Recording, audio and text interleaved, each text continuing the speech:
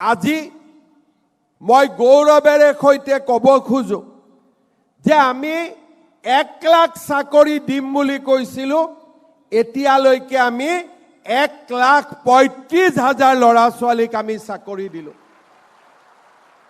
আৰু আজি এই 5,000 চাকৰি যোগ হৈ যোৱাৰ লগে লগে চাকৰি 1,40,000 পাৰ হ'বগৈ আৰু অহা 2 দিনত মামাই নতুন এডভাৰটাইজ দিব গতিকে আমি দৌৰা কাম চলাই থাকিব লাগে অহা আজি গল কালি গল পৰহি দিনাখন আমি আকৌ 5,000 পোষ্টৰ আমি এডভাৰটাইজ মুকলি কৰি দিম তাৰ মানে অসমত নিযুক্তি চলিয়ে থাকিব আজি আমি পালো ঘৰত গৈয়ে ভাইটিক কম যে আজিৰ পৰা তই দৌৰিব আৰম্ভ কৰ কাৰণ এডভাৰটাইজ আৰম্ভ হৈ গলেই আমাৰ বন্ধুসকলক কম যিসকলে নোপোৱা বুলি দুখ কৰি আছে যে তহঁতি চিন্তা কৰিব নালাগে আকৌ পোষ্ট ওলালে আকৌ চেষ্টা কৰিব লাগে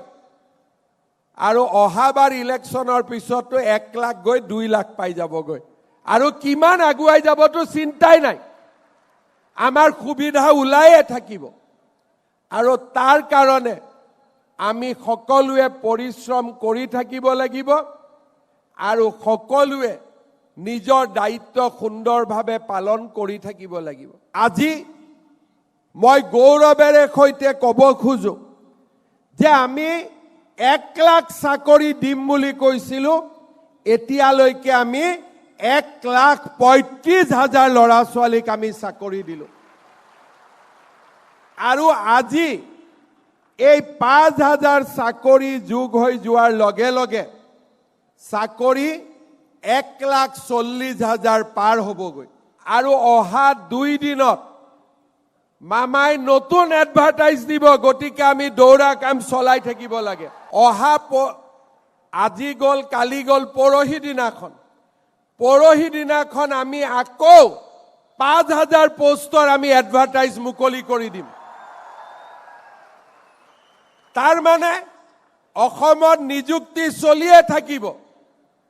আজি আমি পালো ঘৰত গৈয়ে ভাইটিক কম যে আজিৰ পৰা তই দৌৰিব আৰম্ভ কৰ কাৰণ এডভাৰটাইজ আৰম্ভ হৈ গলেই আমাৰ বন্ধুসকলক কম যিসকলে নোপোৱা বুলি দুখ কৰি আছে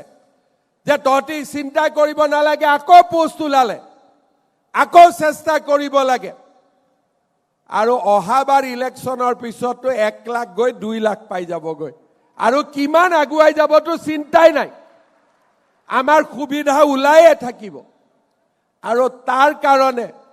আমি সকলোৱে পৰিশ্ৰম কৰি থাকিব লাগিব আৰু সকলোৱে নিজৰ দায়িত্ব সুন্দৰভাৱে পালন কৰি থাকিব লাগিব